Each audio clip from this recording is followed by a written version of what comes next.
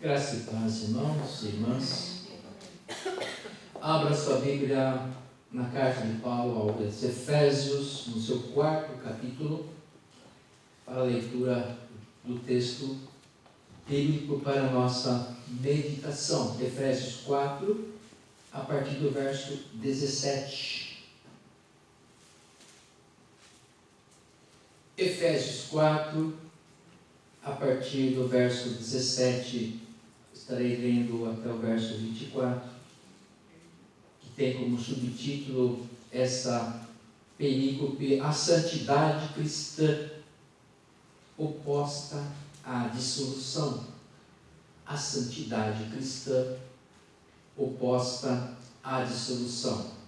Efésios 4, a partir do verso 17, diz assim: Isto, portanto, digo e no Senhor testifico, que não mais andeis como também andam os gentios, na vaidade de seus próprios pensamentos, obscurecidos de entendimento, alheios à vida de Deus, por causa da ignorância em que vivem, pela dureza do seu coração, os quais, tendo se tornado insensíveis, se entregaram à dissolução, para com avidez cometerem toda sorte de impureza.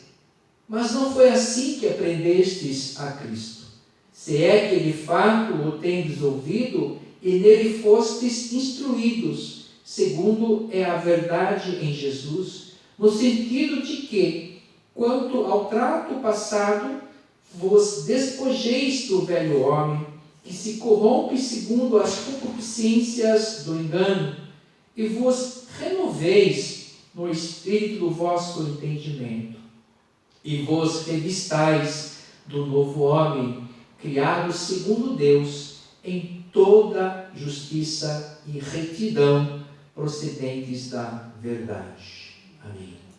Oremos.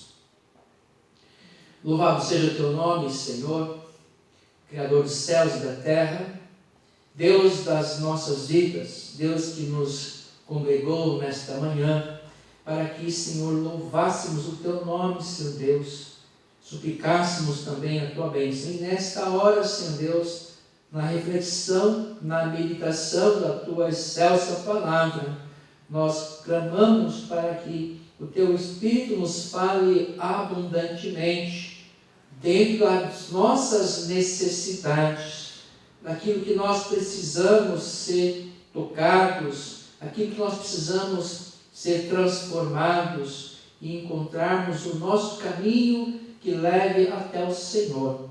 Fala conosco nesta manhã, nos alimente, nos edifique para a tua santa obra. É a nossa oração de gratidão, no teu nome, Jesus, nosso Senhor. Amém. É um texto lindíssimo, de uma edificação fantástica do servo de Deus, o apóstolo Paulo, quando ele conversa aqui com aquela igreja, a igreja de Efésios. E quando ele fala com a igreja, fala com os irmãos e com as irmãs, com seus irmãos e com suas irmãs. Então não é um texto, não é uma chamada, não é uma mensagem para qualquer pessoa. É uma mensagem, uma palavra, exortação para os seus irmãos. Isso precisa ficar evidente, ou seja, é para mim, para você, para cada um de nós que também hoje compomos a igreja de Cristo. Essa palavra vem então para nos abençoar. Nada diferente disso. Santidade cristã. Nos preocupamos, irmãos e irmãs, com muitas coisas hoje. Temos nossas mentes povoadas por muitas coisas, muitas lutas, muitas confusões, muitos conflitos. Mas será que essa passa em nossa mente por buscar a santificação?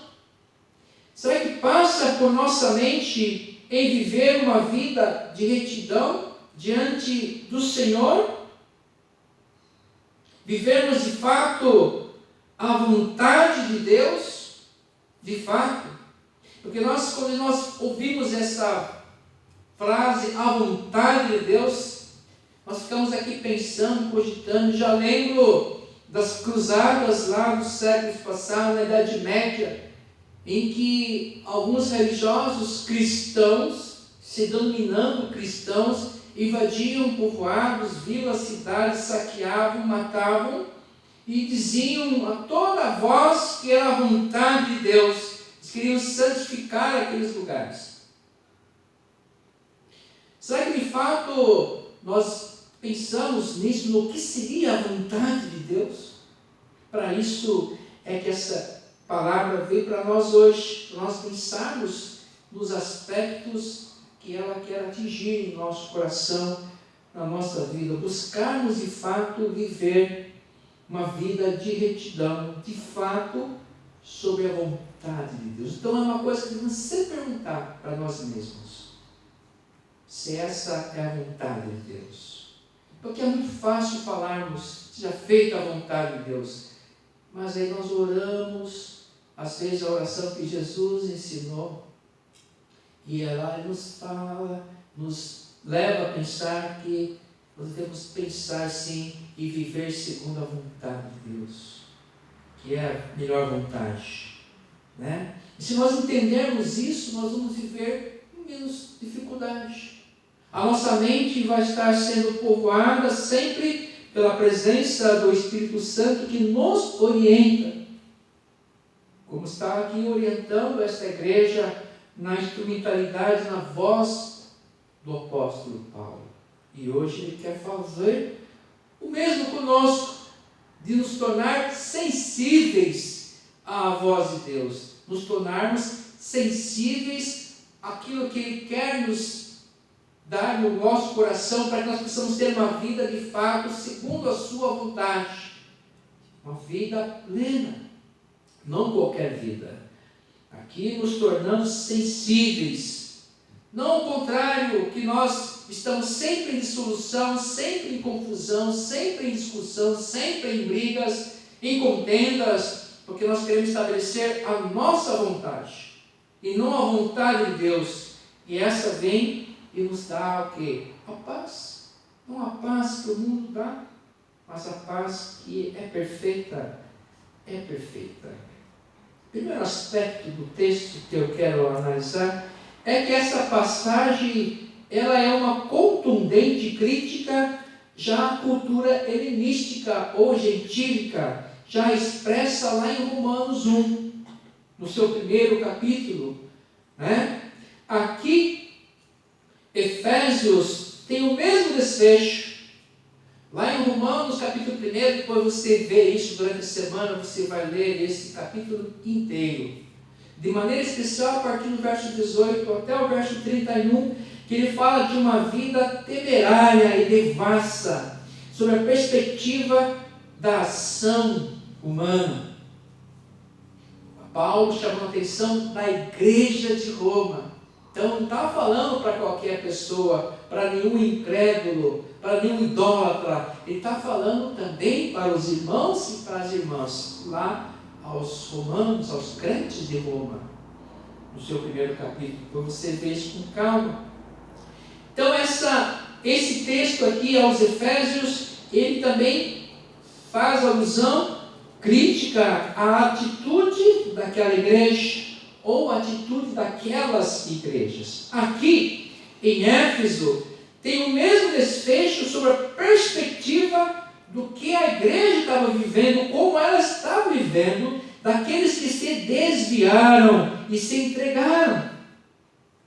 Verso 19 de Efésios nós lemos: os quais, tendo se tornado insensíveis, se entregaram à dissolução, para que com avidez cometerem toda sorte de impureza. Então, quando há uma insensibilidade à voz de Deus, quando a gente começa a não ouvir mais Deus, não ouvir mais os conselhos dos mais velhos, os conselhos das pessoas sábias, das pessoas que têm entendimento. A palavra aparece 2 vezes nesse texto. Nós devemos buscar o entendimento, entender aquilo que Deus tem nos falado. Aliás, os educadores, os pais sempre conversam com seus filhos, com seus instrumentos e dizem: oh, você entendeu? Porque às vezes nós não entendemos, ouvimos, mas não entendemos, porque tem que haver entendimento, concebimento na nossa intelectualidade, cognitividade, para que possa mudar a postura. Você entendeu? Você está me entendendo? Então nós temos que ser enfáticos. É por isso que Deus, muitas vezes, quando quer falar para o seu povo, ele fala: ouve, ó povo meu, escuta, para que haja entendimento, para que todos possam entender aquilo que Deus está falando. Porque se não acontecer isso, as pessoas vão se tornar insensíveis e vão se entregar à dissolução, às separações, às lutas, aos conflitos, sempre em luta, sempre em guerra. A primeira guerra que nós travamos é contra nós mesmos. O primeiro inimigo que nós encontramos na vida somos nós mesmos, nossas vontades, nossos desejos horrorosos, aquilo que nós não devemos fazer. O inimigo é nós mesmos. Não sou tão mal, não, isso vem depois. Primeiro é trabalhar a nossa vontade, nossa falta de vontade, nossa falta de sensibilidade, nossa falta, nossos ouvidos tapados, cegos, porque nós queremos só ouvir aquilo que nós queremos, só ouvimos o nosso coração e é o nosso desejo, os nossos sonhos que interessam. E aí o Senhor insiste, ele fala assim: olha, na vaidade dos seus próprios pensamentos, vocês estão andando como os gentios, como os helenistas que são influenciados pela cultura pecaminosa.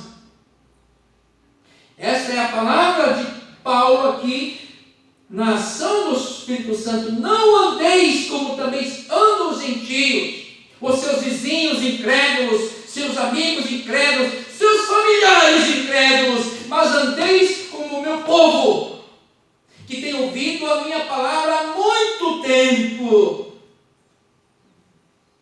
Vós revistais do novo homem, criado segundo Deus, não criado de qualquer jeito, em justiça e retidão, procedentes da verdade, não de qualquer coisa, de qualquer verdade. Porque nós podemos incorrer na transformação do nosso caráter, da nossa procedência, e fazer a nossa vontade em nome de Deus, porque nos tornamos insensíveis à voz do Espírito Santo de Deus. E aí nos desviaram, vocês se desviaram, se entregaram.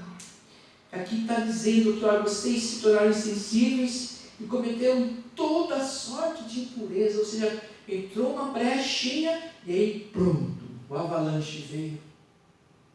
É o vulcão que acontece a erupção do vulcão e vem as lavas e destrói tudo. Uma brechinha. Errais e não pequeis. Precisamos estar sempre vigiando daqueles que se desviaram, se entregaram, daqueles que endureceram seus corações, apesar de terem ouvido, sido instruídos sobre a vontade de Jesus Cristo. Verso 21, se é que de fato o tendes ouvido e nele fostes instruídos, segundo é a verdade em Jesus. Nós sermos instruídos pela verdade de Jesus e nós, às vezes, não obedecemos. Como diz algum, nem chururu para a palavra de Deus, nem tchum, nem está nem aí, porque nós não entendemos. Deus está falando e nós não entendemos, porque nós não queremos entender. Essa é a verdade. Nosso coração, nossa mente está em outras coisas. E aí nós queremos cultuar a Deus de qualquer jeito e conforme nós achamos que devemos cultuar. Então nós precisamos voltar ao primeiro amor, de fato. E entendermos lá o primeiro tópico do catecismo da igreja cristã. Nós nascemos, vivemos para louvar, glorificar a Deus.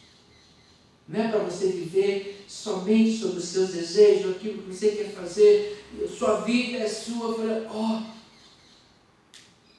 Você não vai ser feliz assim nunca, porque Deus nos criou para louvarmos o seu nome e, é claro, sermos felizes, realizados, sermos prósperos, mas sempre a partir da sua vontade. Com essa palavra, com a palavra de Cristo, interrompe-se um círculo de morte, dando a todos o entendimento do que realizou e nos enviou a todos. O Senhor, com sua palavra, veio e nos deu a sua palavra, nos tirando a morte, para que nós não vivêssemos mais segundo como vivem os gentios, sem a palavra de Deus no coração, vivem dissolutamente, vivem de maneira perversa, longe. E ele veio para romper esse círculo de morte. Então essa passagem, ela é contundente, crítica à cultura posta, não só lá na igreja de Éfeso, mas também hoje. Se nós analisarmos biblicamente todo o contexto da experiência humana com Deus, parece que as coisas sempre se renovam. Não, é a mesma coisa. O homem e a mulher continuam os mesmos. Infelizmente, às vezes, fugindo da presença do Senhor. Segundo aspecto, ele nos orienta: despojai-vos do velho homem, da velha mulher, corrompidos segundo as concupiscências do engano. Em outras palavras, se arrependam. Nós devemos nos arrepender. E o Senhor aqui quis e quer fazer de todos nós pessoas novas, livres de todo engano. Porque o enganador está ao nosso redor. Ele não desiste. Às vezes nós estamos no comodismo, tranquilos, achamos que estamos protegidos, até a página 2. Aí Paulo ainda fala aos corintianos, lá em 2 Coríntios capítulo 5, verso 17, se alguém está em Cristo, nova criatura é, as coisas velhas já se passaram. Se alguém está em Cristo, é que Paulo falando também à igreja, não é qualquer pessoa, também à igreja. Nós precisamos, se nós estivermos em Cristo, não seremos insensíveis e seremos sensibilizados pelo Espírito Santo de Deus e não estaremos nos desviando e sempre fazendo a vontade de Deus, não só as nossas vontades. Estaremos implementando as cruzadas de Cristo, não as nossas cruzadas, e ainda gritamos que essa é a vontade de Deus. É a palavra de Deus falando para nós nos despojarmos dos novos, dos velhos homens. Vos despojeis do velho homem que se corrompe, segundo o que? As concupiscências do engano. Então nós precisamos nos despojar ainda do velho homem, até encontrarmos a varonilidade perfeita do homem e da mulher perfeitos na presença de Deus. Até lá precisamos nos esforçarmos para entendermos aquilo que é a vontade de Deus de fato na nossa vida. E aqui Paulo condiciona: se alguém está em Cristo, nova criatura é. As coisas velhas passam. É o recomeço. É o recomeço. Se eu fosse um pregador pentecostal, eu falaria para você: olha para o seu irmão do lado e fala: recomeço. É recomeço no seu coração, na sua vida. É recomeço. É uma nova vida, porque você é uma nova criatura a partir de Cristo. Não podemos mais viver da velha forma. É recomeço. Essa é a grandeza, a maravilhosa graça de Deus sobre as nossas vidas na ação efetiva da igreja. Buscando que a igreja se torne santa na presença de Deus, na presença da sociedade, na presença dos gentios, na presença dos helenistas, que estão adorando a muitos deuses. Nós somos um povo chamado a perseverarmos na doutrina dos apóstolos, no partir do pão, perseverarmos nas tradições de Cristo e nos tornarmos sensíveis à voz do Espírito Santo e não deixar o nosso coração endurecidos para as nossas vontades. Recomeço. Terceiro aspecto da nossa reflexão o Espírito Santo ele continua falando conosco e fala: renoveis o vosso entendimento, para que você de fato entenda aquilo que ele está dizendo, aquilo que ele quer transformar na nossa mente, no nosso coração. Renoveis o vosso entendimento. Um cuidado que devemos ter é do que pensamos das coisas. Como é a nossa visão do mundo sobre a palavra de Deus? Quais lentes nós estamos usando? Que tipo de visão nós temos tido? Será que é reta? Ela é digna, verdadeira? Será que estamos usando as lentes de Cristo? Nós devemos usar sempre as lentes de Cristo, não as nossas lentes. Por isso que eu volto lá no início da minha fala e devemos perguntar como é que eu encaro a vontade de Deus na minha vida. Como que é a lente que eu estou, qual o óculos que eu tenho usado? As lentes de Cristo nunca devem ser as nossas lentes. Deve ser sempre sob as lentes de Cristo, a partir da sua cruz. Uma vida a partir de Cristo, a partir da cruz de Cristo. E a cruz representa sacrifício, às vezes, do nosso eu. Deixa o seu eu, o nosso eu tem que ficar na cruz. Senão nós não vamos viver segundo a vontade de Deus. Se nós não passarmos pela cruz, não tem evangelho sem cruz, não tem vida sem cruz, não tem salvação sem cruz, não tem prosperidade sem cruz, não tem felicidade sem cruz, não tem nada sem cruz. Negue-se a si mesmo, venha após mim e seja salvo, tenha vida e vida abundante, vida plena, cheia de graça, uma vida santa na presença do Deus vivo, vivendo sob a vontade de Deus, não sobre as nossas vontades. É a palavra de Deus àquela igreja e a essa igreja hoje. Vivemos em santidade, não em dissolução, não em confusão, não em conflito, em briga.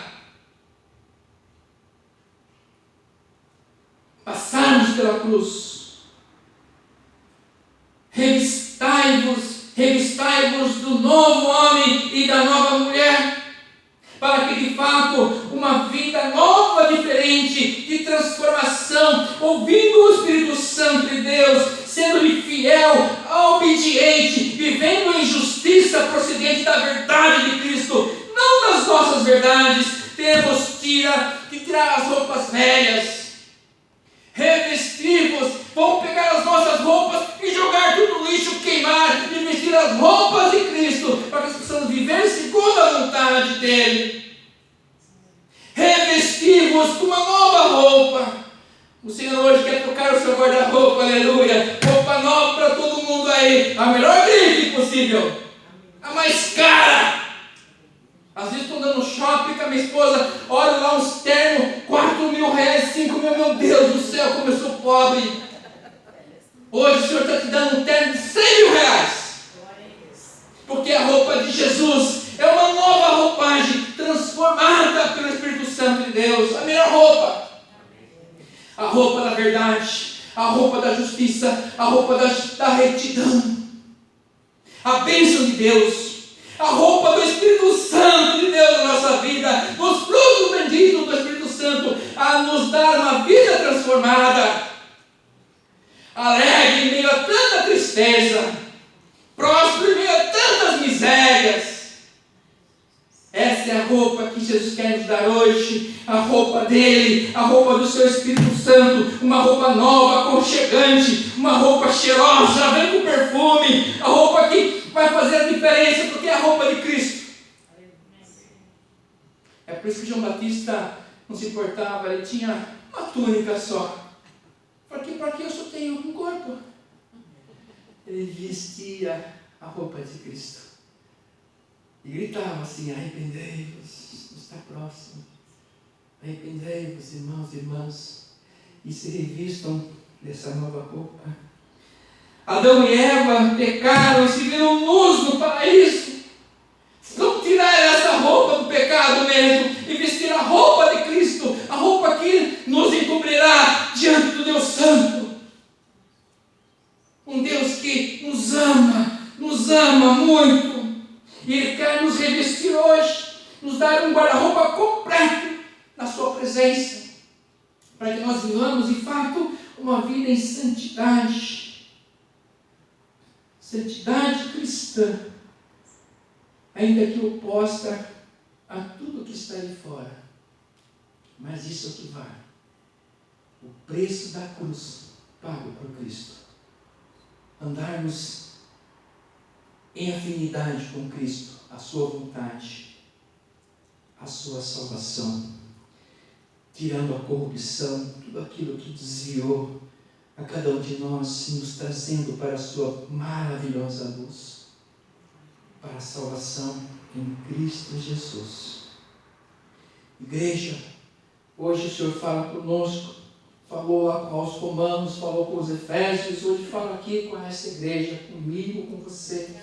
Busquemos a santidade diante do Senhor, para que busquemos entender, tornarmos sensíveis à sua voz em todo o tempo, porque são palavras de vida e de vida eterna. Amém.